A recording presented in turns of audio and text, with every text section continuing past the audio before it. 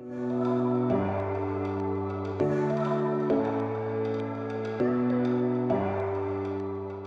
let's go on to our next speaker, who will be addressing us about why ReFi is the future of Web3. And that address will be given by our keynote speaker, and it is my pleasure to introduce Rene Reinsberg, who is a co-founder of Celo as well as president at Celo Foundation. Unfortunately, he can't be with us in the physical, but we are embracing the innovations of the pandemic, and he's there with us in the virtual. Rene, good morning to you, and it's over to you, sir. Good morning. It's great to be there. Actually, one of the last trips that I took before the pandemic was to South Africa, so I was really looking forward to returning, but unfortunately I got sick and couldn't fly out on Tuesday.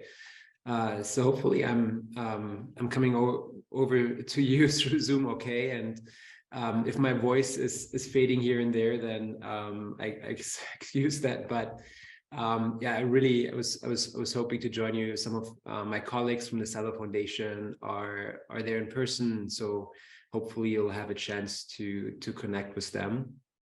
And yeah, I wanted to talk to you all about regenerative finance and why I believe, and really we at Celo and the Celo community believe, ReFi is the future of Web3.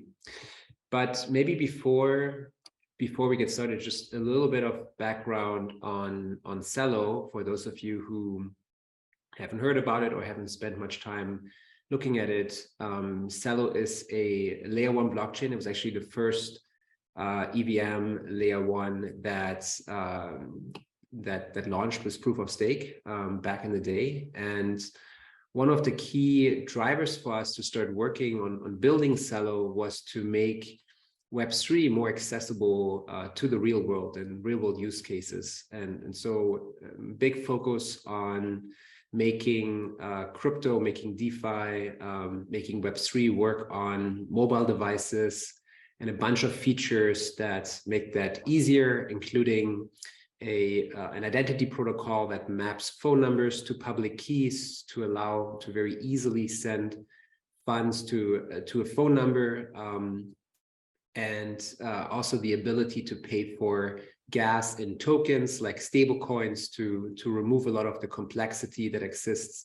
For example, on Ethereum, when you want to send a token, you also need ETH, and just generally a lot of features that have, we found as we were doing some of the first projects, make interacting with the real world easier, and yeah, for regular people, make it possible to take part in this new fledgling Web3 economy. Maybe just super quick overview.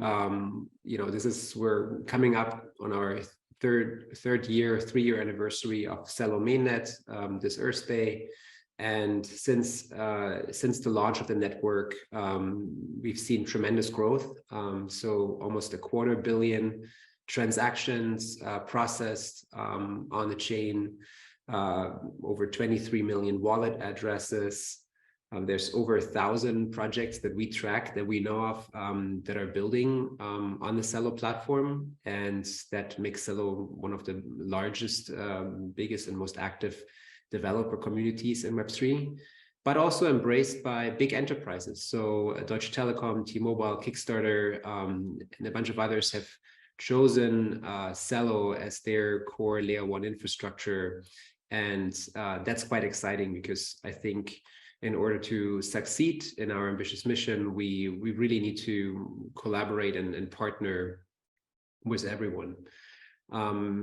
One thing that we made from the very early days was a pledge to say, hey, whatever we do here, we want to make sure that we do it in sync with our planet. And so among many other things, we built that into the protocol. So there have been offsets, every day that mainnet has been live, to offset the footprint of the protocol, which has resulted in Celo actually being carbon negative and being the first first chain to do that. So now diving into this topic. Well, first, if ReFi is the future of Web3, what do we really understand Web3 to be? And I think we could go around the room and and get different definitions.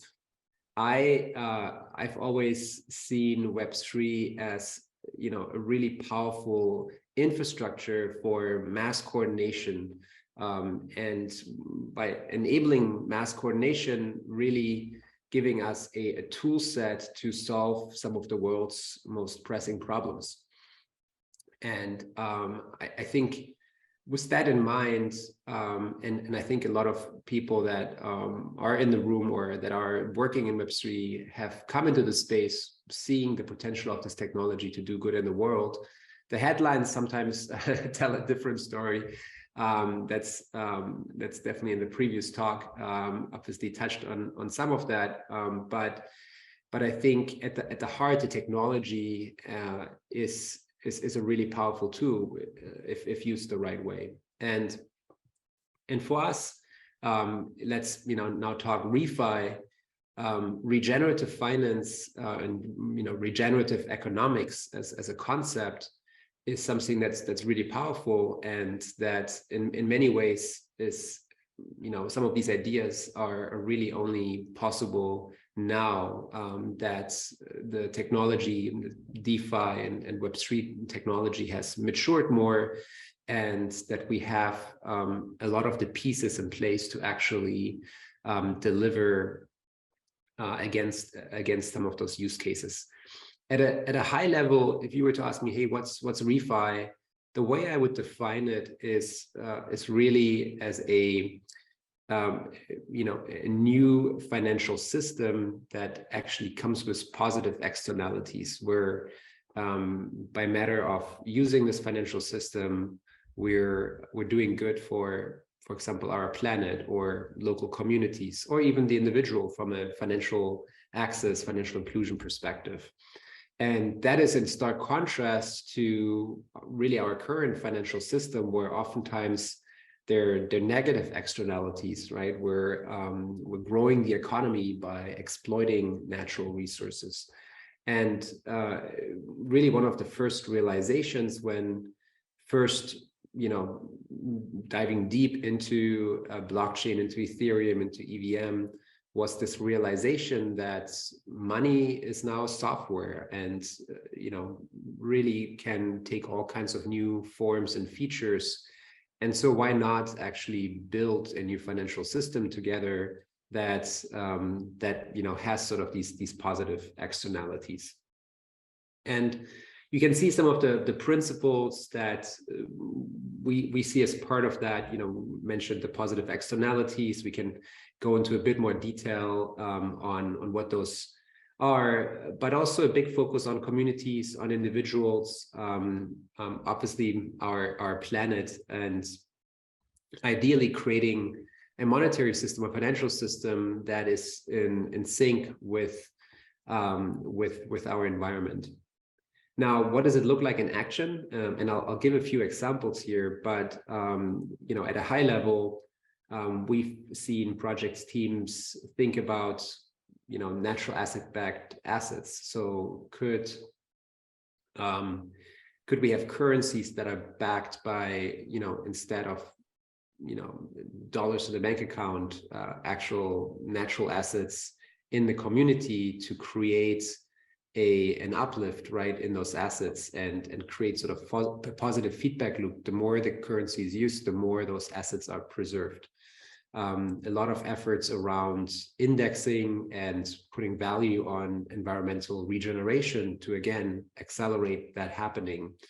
Real world lending, that's leveraging some of that infrastructure, a universal basic income, so money not being lent into existence but given into existence. And of course, the concepts around circular economies are a powerful part of this. I'll make this more concrete by actually going into some examples and showing you what some of the companies built on Celo are working on. And so I'll dive into some use cases here.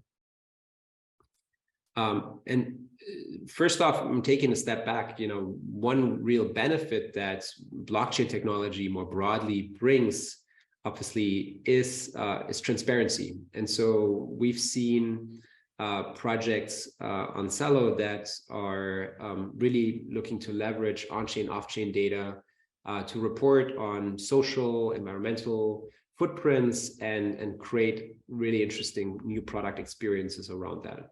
3 examples here. Masa is a protocol that just launched earlier this week, over the weekend, and allows users to mint soulbound tokens. For those of you who've not heard of the concept, highly encourage you to look up Vitalik's post on it. Effectively, an identity that here in Masa's case tracks users' ReFi activity across a variety of protocols in the Celo ecosystem. Highly successful launch over the weekend. Over 70,000 domains were minted, and yeah, lots of excitement for this project. Wheelcoin is another example where really thinking about, okay, how do we use the transparency of blockchain in a way to kind of bring to tie sort of reward positive real world action. So in this case, this is imagine you are a company that wants its employees to switch to greener mobility options. So instead of driving to work, you want your employees to take the bike to work or take public transport. Then Wheelcoin can actually track that data on an individual basis and issue rewards for that, including directly for the CO2 saved, which CO2 being an on-chain building block in this regenerative finance economy, actually resulting in a monetary value that can be generated on an individual basis. And yeah, really interesting, because that kind of product would be hard to build without carbon offset tokens existing and being able to be included in such product experience. Another example is impact cards. This is based on a new dynamic NFT standard that was first piloted on Celo, and allows, again, people to create effectively, an identity card, and in this case, an impact card that changes based on actions people take, positive actions people take. And tied to this, you may wonder, well, how do you actually get, the carbon footprint on chain? How do you have carbon offsets on chain? And there's a lot of talk about carbon right now, but what about methane? What about biodiversity? What about other plastics, for example? And what we've seen really over the last year is a massive increase in infrastructure companies starting to connect the real world and the on-chain world. You can see a few logos here of projects that are helping bridge carbon offsets to onto the blockchain and create tokens that map to offsets, and allowing those tokens then be used in applications like Wheelcoin. That's for carbon, but that also exists in other areas, for example, for plastics recycling, for biodiversity. And so it's really interesting, because these assets are becoming building blocks in this bigger regenerative finance ecosystem, and have some clear benefits in terms of the price transparency of the markets that are forming around them, traceability of really seeing the metadata, being able to go in and say, oh yeah, this maps to this particular project, and you can see this has been offset on chain, and so there's no double in a way double counting, which goes back to some of the very kind of core ideas behind Bitcoin, but here applied to those markets. ReFi also really means that there's a chance for coming up with new economic models that, again, tie a financial system closer to the success or positive externalities within a community. I have a couple of examples here: Impact Market, Gainforest, Cinch, a pilot that happened recently in Kenya around lending. At a high level, and I know I'm running tight on time, maybe I'll dive into a few of these in the form of case studies, so you get a little bit of a taste for it. But I'd also encourage you to check out these projects, go to their websites, create a Celo wallet, and just play with it. You know, it's really easy to experience these products with sort of just from your wallet. Impact Market is fascinating. It's probably the biggest UBI program in the world now, with over 47,000 beneficiaries, money raised from over 5,000 backers around the world, and really the ability for people to claim kind of a daily social dividend directly in their community and use it in a local context. And this is an area where, you know, around cash transfers and aid more broadly, excuse me, we have a lot of experience and a lot of partners in our ecosystem, a lot of Alliance for Prosperity members, including Ramin, that have run programs, and you see others here, Care and Hope for Haiti.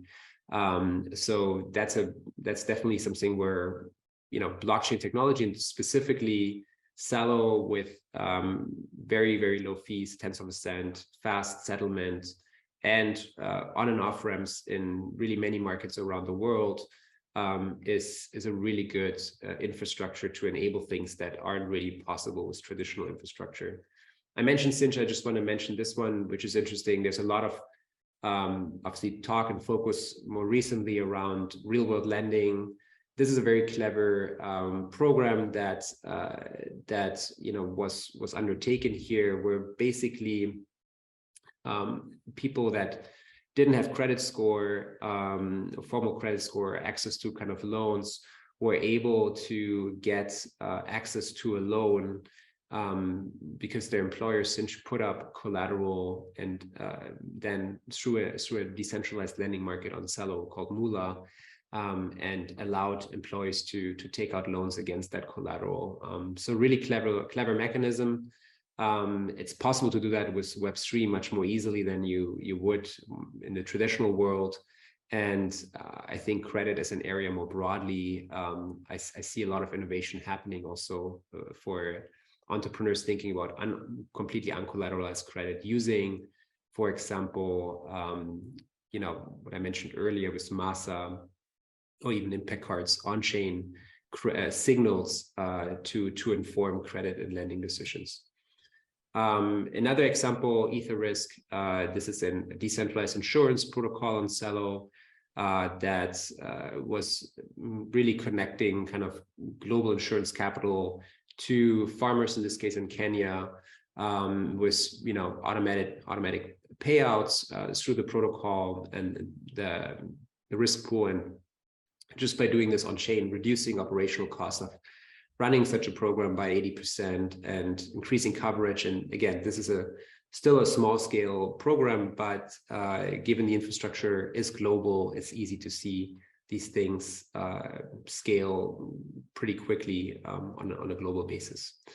And this is also how, you know, with sort of growing the Celo community, we have a very strong presence across Africa, but also founders, projects, investors, community really all over the world. And they're certainly, when we come together at conferences or in even just then virtually in Telegram groups, I see a lot of sharing of information on, you know, people working on similar problems or you know, solutions in different parts of the world, but being able to collaborate, and that's something that makes my job at the Celo Foundation really fun, because it's truly a global undertaking.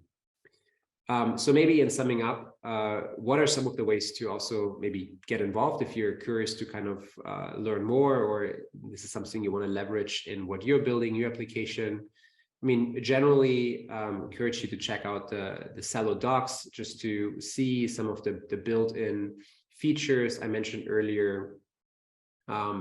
There's an organization called the Climate Collective, which really is home to a lot of the leading climate, Web3 climate protocols, and has regular community calls, has a grant program, and yeah, bringing together the brightest minds in Web3 climate. If you're looking to integrate carbon offsets, for example, in what you're building, then definitely check out the infrastructure.